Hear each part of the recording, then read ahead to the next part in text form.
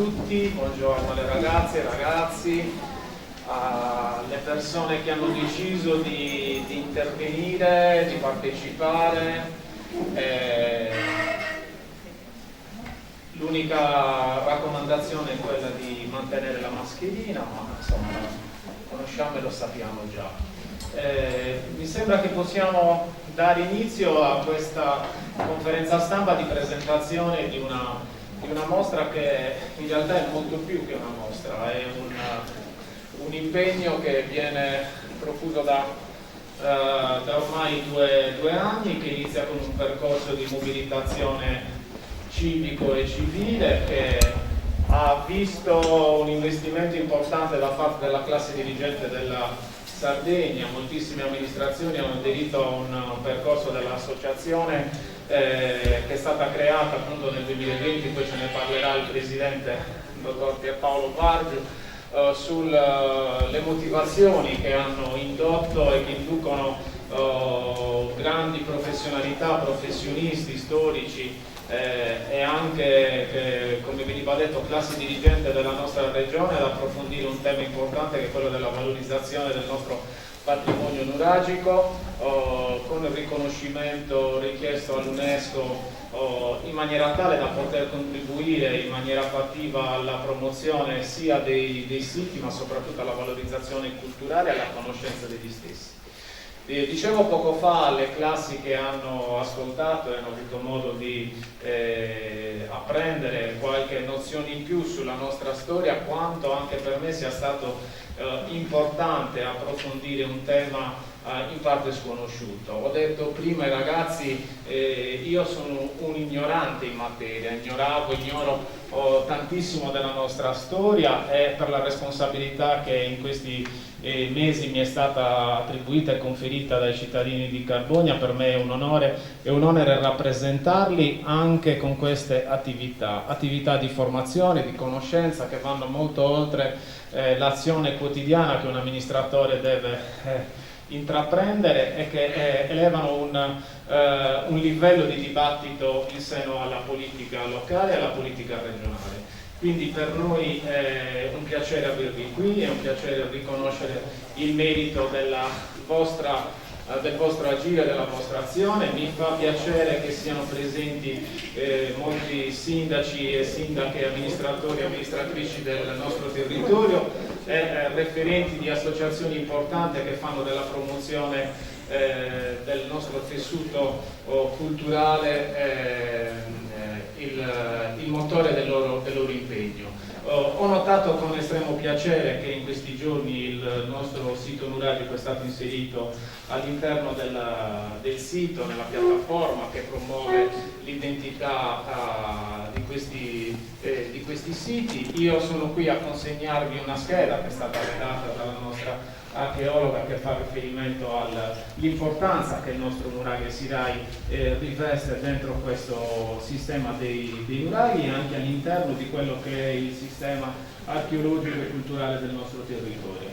Dicevo prima, la nostra città nasce poco tempo fa e nasce con un elemento fondante, che era quello del melting pot, ovvero l'aggregazione, la mescolanza di diverse provenienze che sono arrivate qui per dare corpo e luce a una città di fondazione, che aveva una specificità che era quella della valorizzazione dei giacimenti minerari. Ma leggendo e scoprendo, in funzione anche di questa occasione, la storia del nostro territorio, posso quasi certamente affermare che questa mescolanza c'è da tantissimi millenni, da tantissimo tempo. È un luogo e crocevia di realtà molto diverse fra loro, che hanno fatto la storia di questo territorio, e per questo io ritengo che il valore aggiunto che la mostra di oggi ci consegna, la possibilità di poterla visitare, di farla visitare e farla conoscere ai nostri concittadini e conterranei, sia proprio questa: entrare in un circuito che mette in rete le diverse specificità della nostra regione e che ci dà la possibilità di creare un filo logico con la storia della nostra realtà. Quindi io consegno simbolicamente una scheda al Presidente, che riguarda appunto il patrimonio nuragico di Carbonia e la sua valorizzazione. Noi come nuova amministrazione stiamo compiendo degli atti importanti per la valorizzazione del sito in collaborazione con enti e istituzioni, con tutta una serie di prerogative e attività che verranno svolte nel corso del 2022-2023 che renderanno fruibile quel sito e che potenzialmente ne determineranno un luogo di studio, di cultura e anche di promozione turistica. Lascio a Pierpaolo, che tra le altre cose posso definire un amico, nel senso che mi conosce da qualche tempo, la parola. Ringrazio l'associazione per essere presente, ringrazio il presidente onorario dell'associazione Massimo Fantora, che è stato presente e ha portato i saluti dell'associazione, e tutti gli intervenuti. Logicamente ci sarà poi una presentazione del nostro archeologo e successivamente apriremo anche un piccolo dibattito per coloro che avranno voglia, necessità e piacere di interrogarci su questo bellissimo patrimonio che la nostra regione ha e sulle finalità e gli obiettivi che l'associazione si propone di perseguire nel corso di questo tempo. Un appunto che faccio a me stesso, logicamente come sindaco e come amministrazione comunale. Nelle prossime settimane saremo promotori di un'iniziativa in seno proprio al Consiglio di promozione delle attività della vostra associazione, che diventerà la nostra associazione, e quindi da qui in poi ci vedrete perseguire insieme, parallelamente al vostro impegno, l'azione di sostegno a questa lodevole iniziativa. Grazie.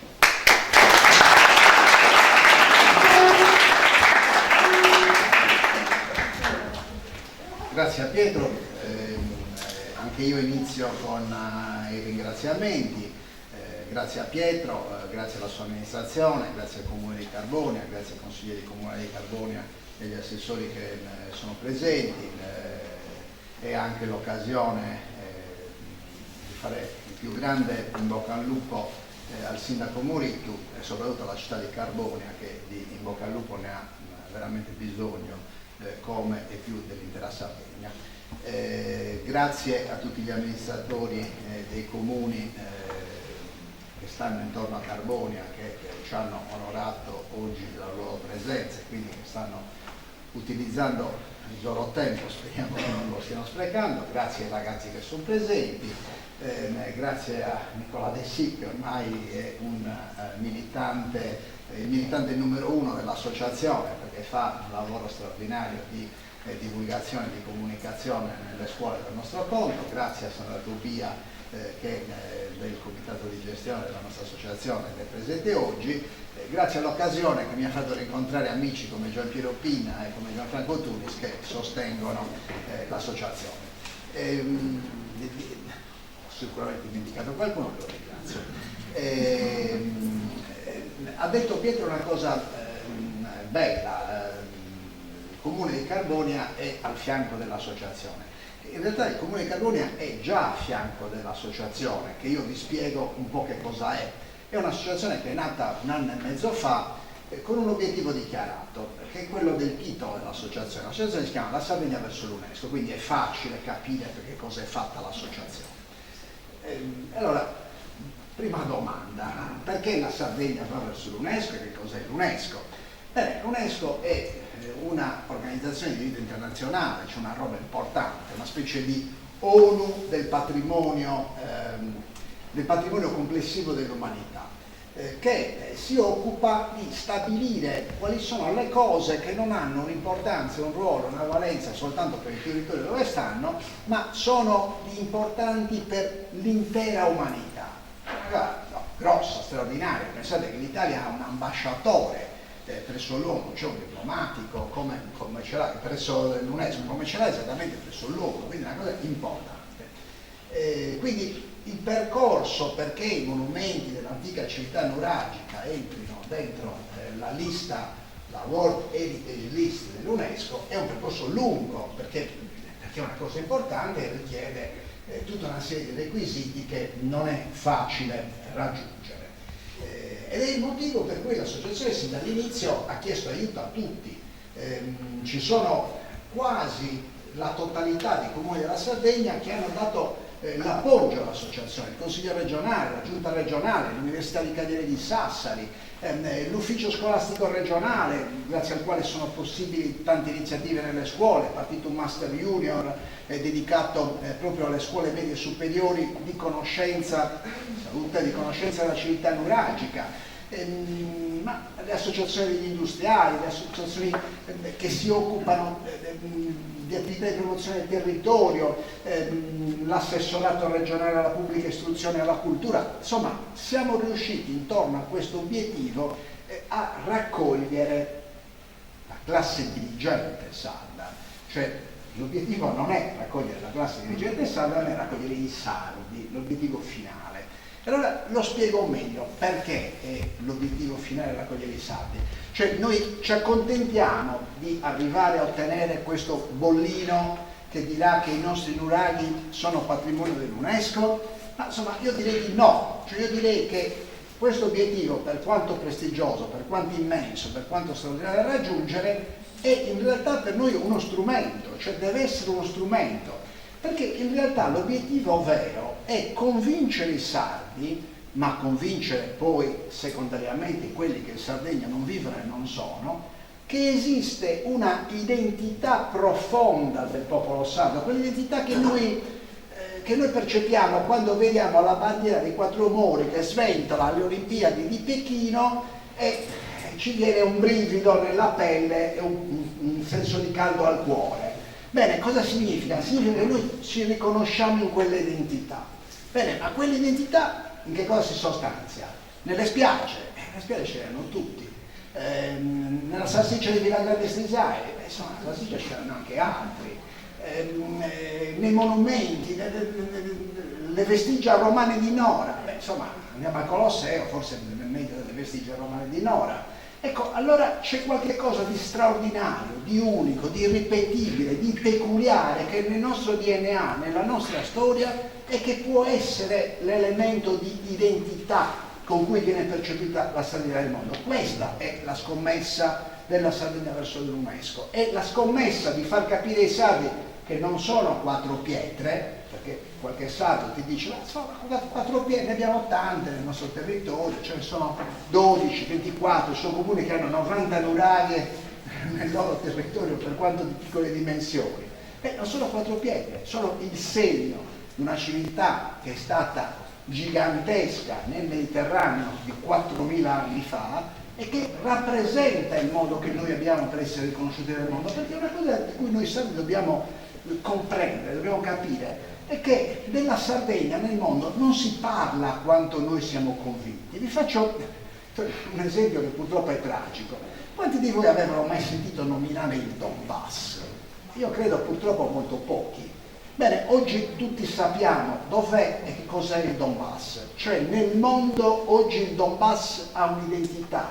Ecco, a noi serve un'identità positiva ovviamente, non tragica e dolorosa come quella del Donbass, ma senza questa identità è difficilissimo avere un'economia correlata. Una identità forte trascina l'economia di un popolo, trascina l'economia di una regione, trascina l'economia di tutti i prodotti. Ma voi state facendo una cosa, qualcuno ci dice, per fare il turismo culturale, ma manco per sogno. Noi stiamo facendo una cosa per dare identità al prodotto, che è il prodotto Sardegna, e una volta che il prodotto è identitario trascina tutto, cioè trascina l'olio della Sardegna, trascina i manufatti della Sardegna, trascina i prodotti artigianali della Sardegna, trascina anche il turismo della Sardegna, perché intorno alla scelta nuragica ci possono essere tante offerte territoriali che variano da territorio a territorio della nostra terra. Però il tema è che noi siamo visibili, riconoscibili, identitari, abbiamo qualche cosa che ci consente in un mondo globale di essere immediatamente percepibili. Quindi questa è la scommessa straordinaria che noi stiamo giocando e voi capite bene che non può essere la scommessa giocata da un'associazione composta da brave persone, volontarie che dedicano una parte del loro tempo al resto della vita e una parte del loro tempo a una cosa in cui credono fortemente, ma non può che essere una cosa che facciamo tutti insieme. Quindi abbiamo bisogno dei ragazzi, dei giovani, perché insomma la Sardegna è loro. Alla fine la nostra generazione è una generazione che deve avere a oggi il rammarico di non aver fornito occasioni sufficienti per restare in Sardegna alle generazioni che vengono dopo.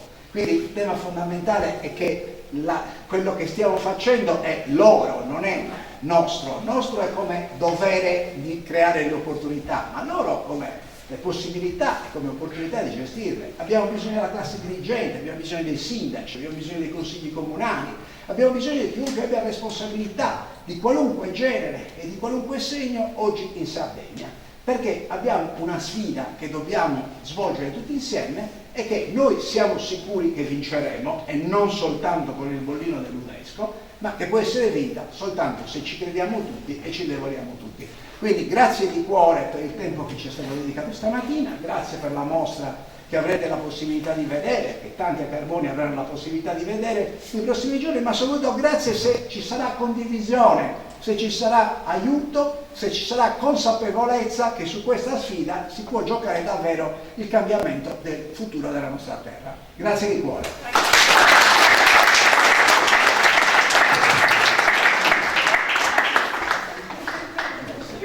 Forse posso levare anche la mascherina. Bene, io ho già parlato prima, quindi cercherò insomma di essere abbastanza, come dire, stringato. È con grande piacere oggi, questo piacere è dovuto al fatto che mi trovo nella città che mi ha dato i Natali, una città nella quale mi sono formato, io ho studiato al liceo classico di Carboni e forse proprio lì ho ricevuto gli input maggiori per poi scegliere questa strada. Ho fatto le scuole elementari in un piccolo paese del Sulcis, Perdajus, ma con grandissimi insegnanti che già da bambini ci trasferirono la passione e l'amore per l'archeologia. Già alle scuole elementari infatti ci portavano a vedere i siti archeologici del territorio. Ricordo che una delle prime gite che facemmo fu proprio alla necropoli a Domus de Janas di Montesso, che forse proprio là decisi che da grande avrei fatto l'archeologo. Il tempo, la vita mi hanno portato spesso a lavorare fuori dall'isola o in giro per l'isola, però sempre con un certo orgoglio, ecco, ricordo di essere sulcitano, un territorio che ha un patrimonio immenso. Io credo che davvero pochi posti al mondo possono vantare un patrimonio così vasto, ma non parlo solo di archeologia, sia chiaro, parlo di territori, abbiamo mare, montagne, la foresta di Lecce più grande di tutto il mondo, ma soprattutto una storia che rappresenta un viaggio lungo più di 10.000 anni, con un'offerta culturale immensa che nel resto della Sardegna non hanno. Ecco, qua possiamo andare dal Mesolitico, quindi da siti, da grotte che sono state abitate oltre 10.000 anni fa, passando per il Neolitico con le sue Domus de Janas, l'età dei metalli con le grotte abitate nel territorio e la civiltà nuragica, perché il Sulcis e l'Iglesente sono territori che hanno una densità di nuraghi tra le più alte di tutta la Sardegna. Certo, non è possibile valorizzare tutto. Mi fa piacere che sia presente Gianfranco, l'ex sindaco di Narcao, con cui abbiamo fatto un grande lavoro a Narcao, insomma, cercando di valorizzare due importanti nuraghi, un bellissimo tempio di età punica e romana dedicato alle divinità di Demetra e Core. Mi fa piacere che ci sia l'amico Giampiero Pinna, che quando era commissario del parco ha contribuito in maniera notevole a finanziare alcuni scavi di Rio Condotto, tra cui quello del nuraghe e Pozzo Sacro di Perdajus. Insomma, quando ci penso dico è davvero il luogo ideale dove venire appunto a visitare, ma soprattutto per vivere. Ecco, quello che io auspico è che tutti voi ragazzi, insomma, soprattutto lavorino qua, restino qua, ovviamente se lo vogliono, e non siano obbligati, no, ad andare fuori, magari, ecco, perdendo una risorsa importantissima. Ecco perché è importante oggi fare in modo che conosciate il patrimonio che abbiamo, la nostra ricchezza, perché la nostra ricchezza è qua attorno, e dobbiamo semplicemente metterla a frutto. Ora, io credo che già nel Sulcis una buona parte dell'economia sia legata intimamente all'offerta culturale. Pensiamo al museo archeologico, le aree archeologiche di Carbonia, i siti minerari del Sulcis, pensiamo al museo, il museo paleobotanico, uno forse l'unico in Sardegna, quello che ci dà insomma, un'ampia visione di quella che era la Sardegna prima dell'arrivo dell'uomo. Ora, io credo che il Sulcis non solo potrà rinascere con questo, ma potrà e può già essere un modello di sviluppo per tutta l'Italia di questo tipo. Proprio ieri si parlava a Cabras in un incontro che abbiamo fatto tra operatori dei beni culturali, nel quale insomma erano presenti insomma diverse autorità politiche, per cui l'ex sindaco di Sant'Ali, Cristiano Enriu. Si parlava proprio del fatto che la Sardegna è un'eccellenza in Italia, abbiamo il maggior numero di parchi e aree archeologiche, sono ben 63, che danno lavoro diretto a centinaia di persone, e pensate a tutto l'indotto, quindi ristoranti, alberghi, guide, insomma, che lavorano nel territorio. Quindi mi chiedo perché non parliamo anche in positivo, cioè quello che già esiste, quello che noi possiamo fornire. Quindi questo modello, ecco, è un modello che dovrebbe essere preso ad esempio. Sappiamo appunto che ci sono alcune regioni d'Italia che ci stanno studiando il caso Sardegna. Noi offriamo, quando portiamo i visitatori nei nostri siti, proprio forse perché non abbiamo centinaia di migliaia di turisti che li visitano ogni anno, abbiamo la possibilità di far conoscere il sito con un rapporto molto più umano. Cioè, in qualsiasi sito archeologico della Sardegna poi andiamo, in qualsiasi museo, trovate un rapporto umano molto forte.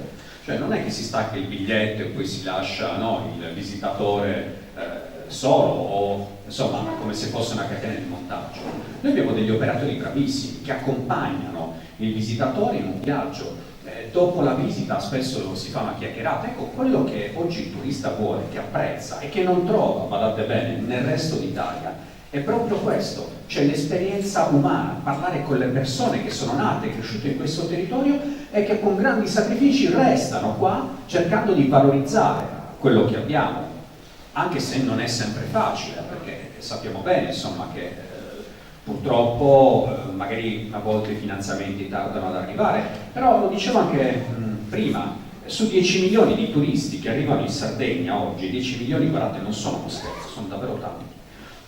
Solamente una minima parte va a visitare i siti archeologici. Ora, voi immaginate se dovessimo riuscire a far convergere, di lottare questo numero, almeno una buona percentuale dei nostri siti, ecco, avremmo risolto gran parte dei nostri problemi economici. Ecco, quindi dobbiamo puntare su degli slogan che presentano non solo il Sulcis, ma un po' tutta la Sardegna come un luogo dove fare delle esperienze a 360 gradi. E il Sulcis può diventare un modello. Ora mi viene in mente anche il cammino di Santa Barbara, che sta portando ogni anno migliaia di turisti che fanno un'esperienza nuova, che hanno la possibilità di attraversare un territorio tra mare e montagna e fare un viaggio storico che dura veramente migliaia di anni, che va dal Neolitico, anzi dal Paleolitico, e arriva fino appunto ai giorni nostri. È vero, Carboni è una città di recente fondazione, ma fonda le sue radici su un territorio molto più antico, e forse non tutti sanno che anche tra i progettisti, gli architetti che lavorarono appunto alla fondazione di Carbonia c'era qualcuno che già vedeva la civiltà nuragica come un emblema.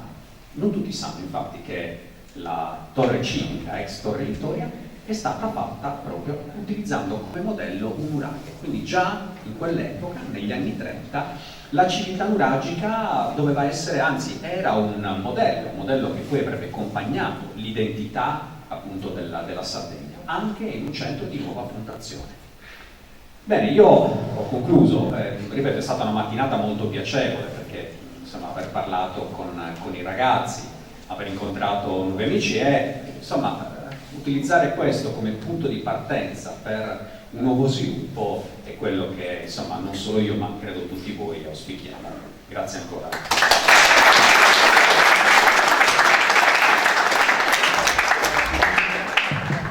Grazie mille a tutti. Io adesso darei la parola, se ne hanno piacere, alle sindache e agli amministratori del territorio. Quindi vi inviterei a venire a rappresentare la vostra presenza e partecipazione in questa giornata così importante per l'intero territorio. Grazie Pietro. Buongiorno, sono Elisangela Magia, sindaca di Domus Novas.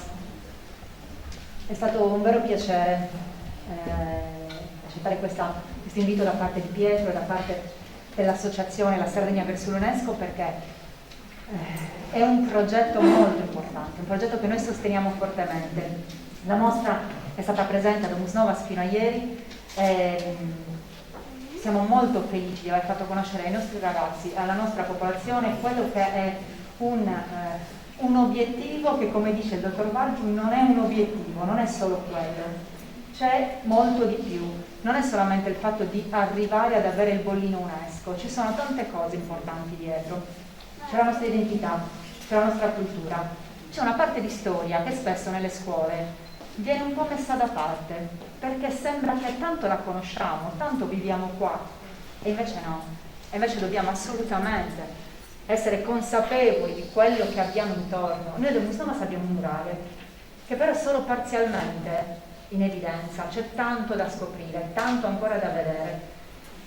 E come dicevano, questa è la zona con la più alta densità probabilmente di nuraghi, allora è giusto che noi portiamo fuori quello che abbiamo qua, ma soprattutto lo dobbiamo conoscere prima noi. Io sono molto felice del fatto che ogni volta vengano coinvolte le scolaresche, è molto bello questo, che ci sia una lezione ogni volta per loro, che oltre che essere una lezione è un momento di interazione con i giovani, perché così sappiamo anche noi, capiamo anche noi quello che loro sanno, quello che loro conoscono. E molte volte è un momento per avere uno spunto di riflessione anche per noi. Dove dobbiamo arrivare? Che cosa dobbiamo ancora far conoscere di quello che è il nostro patrimonio? Allora partiamo da qui per cercare di arrivare veramente verso l'Europa, ma arrivandoci con una forte identità, facendoci veramente conoscere e dando il maggior spazio possibile a iniziative come questa. Grazie Sindaco davvero e grazie all'associazione. Grazie.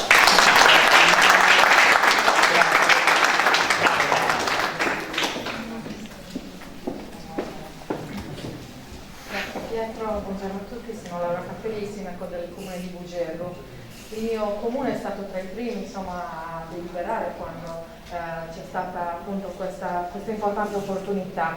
Ha detto bene Isangela, è bello vedere i giovani in una giornata come questa proprio perché è necessario che si inizi a prendere consapevolezza dei beni, del patrimonio estremamente importante e peculiare che c'è nella nostra bellissima isola. Per cui ecco, spero che questo sia solo un inizio per il nostro territorio, spero che a breve questa mostra possa essere ospitata nel mio comune, quindi vi ringrazio. Buon proseguimento.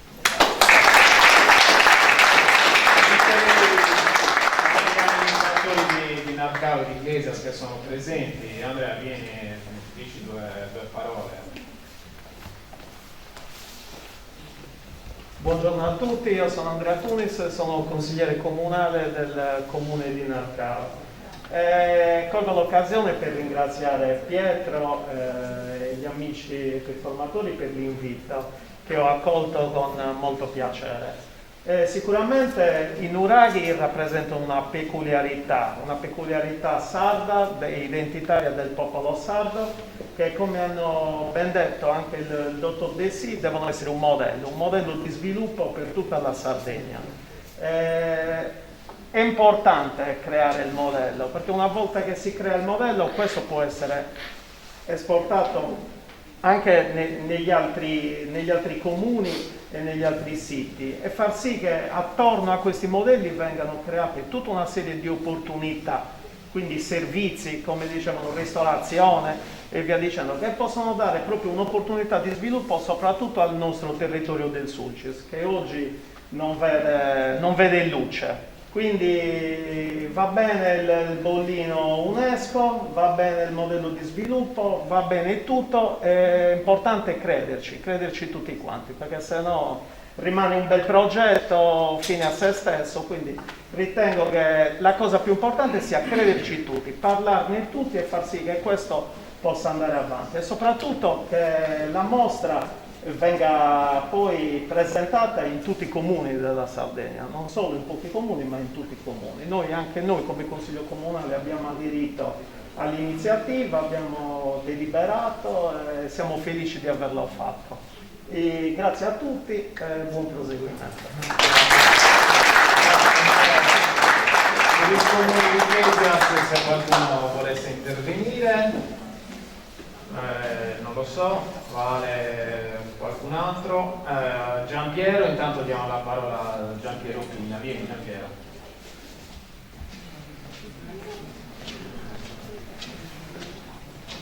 Grazie Pietro, complimenti per aver organizzato questa manifestazione, naturalmente complimenti all'associazione alla quale devo anche le scuse perché questa bellissima attività che sta svolgendo tutta la Sardegna è la prima volta che partecipo, nonostante mi ricordasse Massimo Fantora poco fa che sono stato il terzo socio fondatore. Per noi è un onore ed è una cosa di non poco conto e importante. Certo, no, quindi è più che sufficiente quello che hai già fatto per l'associazione. È veramente una cosa di grande rilievo quella che state facendo e quindi io sono orgoglioso di aver aderito tra i primi come socio fondatore. E credo insomma che noi dobbiamo fare questo grande sforzo, che è appunto quello di affermare la storia di questa civiltà millenaria del Mediterraneo. E quello che si sta facendo è questo. Poi ovviamente c'è tutto un problema di carattere identitario, al quale noi aggiungiamo, stiamo aggiungendo l'identità mineraria che attraversa 8.000 anni di storia in Sardegna e che si interseca appunto con gli insediamenti neuralgici. E guardando i giovani che sono qua, volevo anche fare un po' i complimenti all'archeologo, a Nicola, anzi, un contatto anche con l'associazione che ha attivato questo rapporto, perché io lo ricordo ragazzino che era laureato e facevo la presentazione della sua tesi di laurea all'Istituto Perdacius. E con Giacomo Amelli, che avevamo chiesto di coordinare le cose, avevamo chiesto a Giovanni Liu, che non stava ancora tanto bene, di venire a farci compagnia in questo momento importante in cui Nicola presentava 47 siti archeologici soltanto del comune di Perdaci, 47, non qualcosa di 27 nuraghi e tutti 29 km quadrati. E quindi Giovanni Liu non poteva venire perché non stava bene, era l'ultimo periodo della sua vita. Però fece lo sforzo di leggere questa tesi e con Giacomo allora abbiamo fatto un'intervista a Giovanni Liu a casa sua, siamo andati a trovarlo, l'abbiamo trasmessa durante la presentazione e davvero è stata una generosità straordinaria che fa onore a tutti i giovani che si impegnano in questa direzione e ha detto che la tesi di Nicola era un monumento da offrire alla civiltà nuraghica, insomma, quindi questo lo voglio ricordare proprio per complimentarmi con lui. L'altro aspetto importantissimo per il quale io ho aderito subito a questa scelta, a questa idea lanciata da Massimo, da Pierpaolo e dagli altri, insomma, è quella che sento forte io e per la quale mi sono impegnato assieme a tutti gli altri, ovviamente a tutti i sindaci, è quella di trovarci in una regione dove ci sono 1,5 milioni di abitanti con un patrimonio enorme. E dunque la cosa importante è che noi questo patrimonio lo facciamo conoscere al mondo, perché con 1,5 milioni di abitanti ovviamente non andiamo da nessuna parte. Allora è un problema che ci siamo posti anche per il cammino, una cosa fare un cammino in Lombardia dove ci sono 10 milioni di abitanti. Allora il nostro obiettivo è quello di farlo conoscere al mondo. Io, il primo impegno che avevo assunto era quello dell'UNESCO per il Parco Minerario. Questa vostra iniziativa è straordinaria e io sono la settimana prossima in Lussemburgo per avviare la candidatura del Cammino Minerario di Santa Barbara tra gli itinerari culturali europei del Consiglio d'Europa.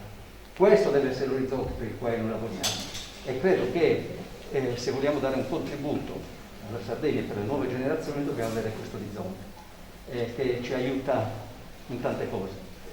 Io penso che i pellegrini che stanno venendo ci stanno dando una mano d'aiuto soprattutto non solo per la transizione economica ma la transizione culturale di cui noi abbiamo necessità, allargare gli orizzonti e fare in modo che questo patrimonio sia conosciuto appunto dall'umanità. Questo è un po' il nostro obiettivo, per la quale ancora ringrazio l'associazione e tutti i colleghi come Pietro che si stanno impegnando per organizzare queste iniziative. Un'ultima cosa e finisco, Pietro. La storia di Carbonia è è conosciuta da tutti i poli industriali, anzi tra gli italiani di cultura europea che non conoscono, non sanno neppure che sono i nuraghi di carbone, sanno che c'è Atrium che aderisce là.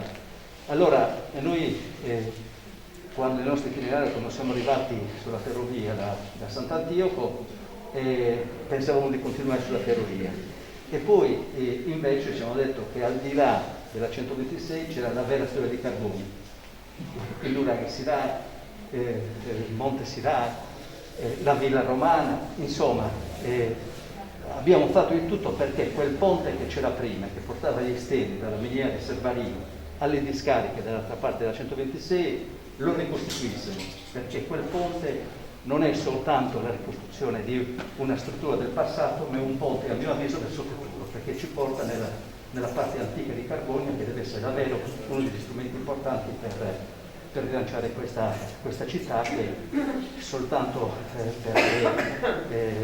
perché ha avuto queste vicende 85 anni fa, 90 anni fa, è conosciuta. Invece il grande patrimonio storico di Carbonia è quello archeologico e quello nuraghico. Grazie. Grazie Giampiero.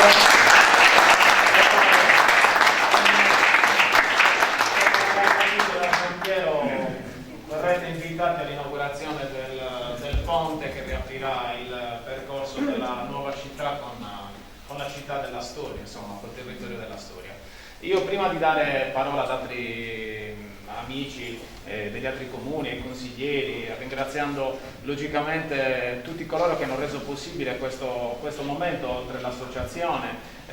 Io ho fatto ben poco, ringrazio i componenti della mia giunta, l'assessore alla cultura, l'assessore alla pubblica istruzione, il vice sindaco, tutti coloro che sono presenti oggi e i consiglieri comunali che rappresenteranno in questi giorni la mostra, raccontando e promuovendo questo bellissimo itinerario che poi andremo a vedere. Vorrei dare la parola ai veri protagonisti, cioè qualora ci fosse qualche ragazzo che ha avuto modo stamattina di ascoltare e di recepire quella che è un po' l'importanza e l'identità del nostro territorio, siamo qui, insomma, se volete significare la vostra partecipazione, altrimenti intanto darei la parola a un professore. Andrea, vieni, raccontaci due cose e rappresenta il mondo che stamattina ha conosciuto questa bellissima...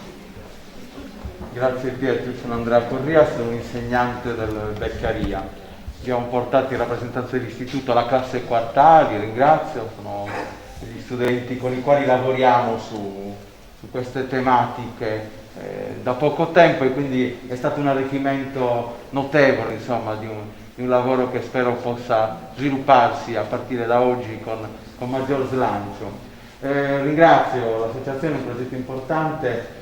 Portare i giovani appunto all'idea e vuole rappresentare questo principio, forse è la formazione, è la variabile strategica. Prima con Nicola scambiavamo alcune impressioni, lavoriamo poco, è stato detto, su storia e geografia della Sardegna. Forse si può anche considerare che una delle lacune che abbiamo in Sardegna, non abbiamo una legge regionale sull'istruzione, che forse potrebbe essere un ambiente appunto istituzionale dentro il quale applicare un approccio territoriale. Territorio per territorio abbiamo la necessità di attivare il protagonismo delle comunità locali, e perché questo protagonismo non sia vuota retorica c'è bisogno di conoscenze, competenze, capacità.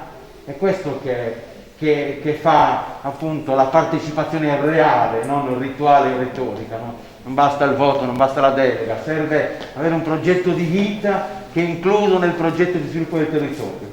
Allora ecco, abbiamo due università, la formazione può davvero diventare la variabile strategica per costruire appunto la cittadinanza critica responsabile del futuro.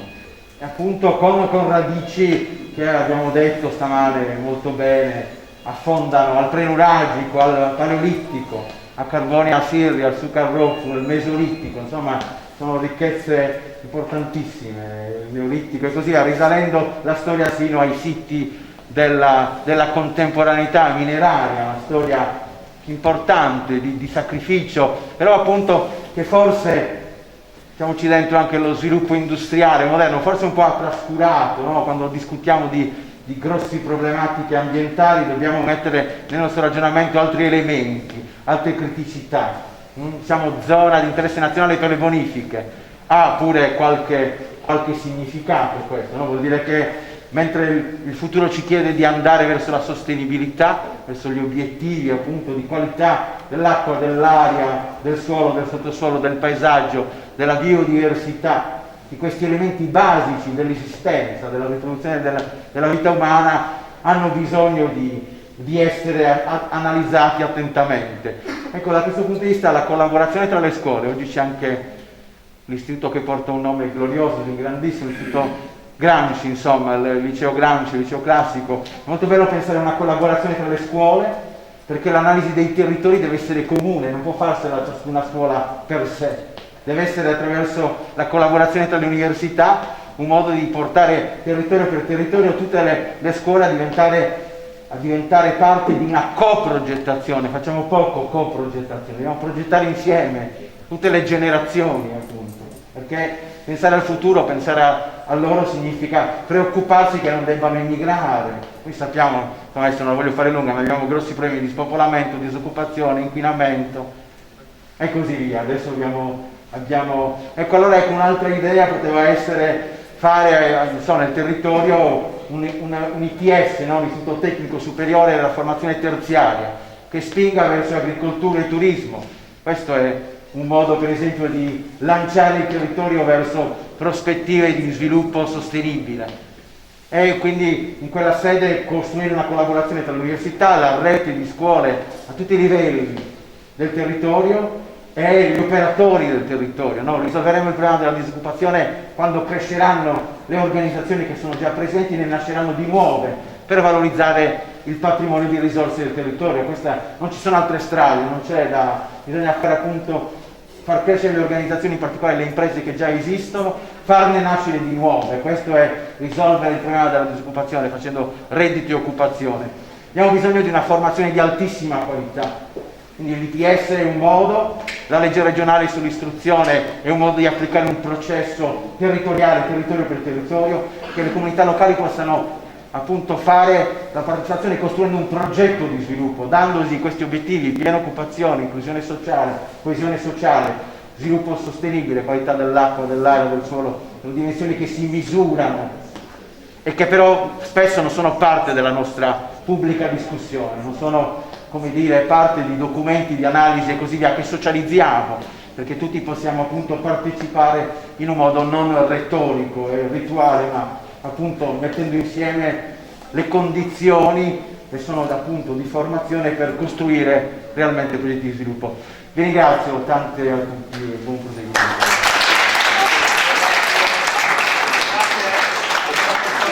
Grazie ad Andrea per le sollecitazioni che raccogliamo. Prego.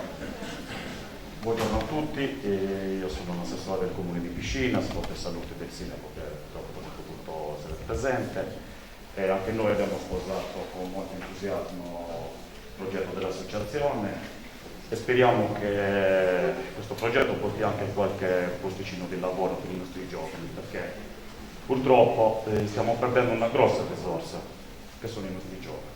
Quindi speriamo che con questo progetto crei qualche posto di lavoro, che i nostri giovani possano lavorare in Sardegna e non siano costretti ad immigrare.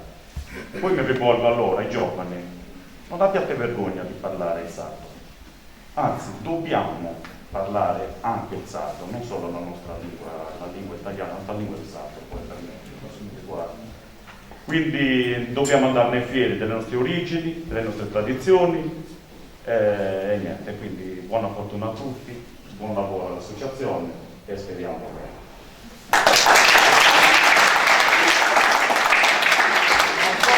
Qualche ragazzo vuole raccogliere l'invito e spontaneamente, come si dice in femminile, altrimenti io darei di nuovo la parola a Pierpaolo.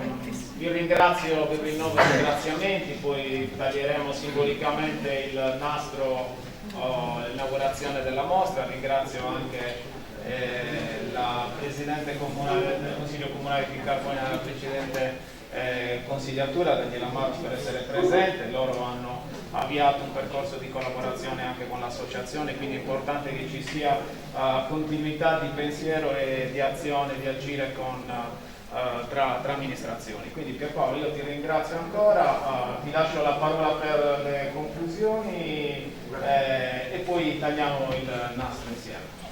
Pietro, le conclusioni sono solo ancora una volta i ringraziamenti ennesimi. C'erano dei giornalisti, se per caso ci fosse qualche domanda a cui io o te o Nicola possiamo dare risposta, ovviamente siamo ben felici di approfondire qualche tema che non fosse stato toccato in maniera sufficiente, mentre se non c'è nessuna domanda, non trattandosi più di sequestri di persone, che abbiamo abolito in Sardegna, andiamo a goderci la mostra e grazie veramente di cuore a tutti per la presenza e per la partecipazione. Grazie davvero.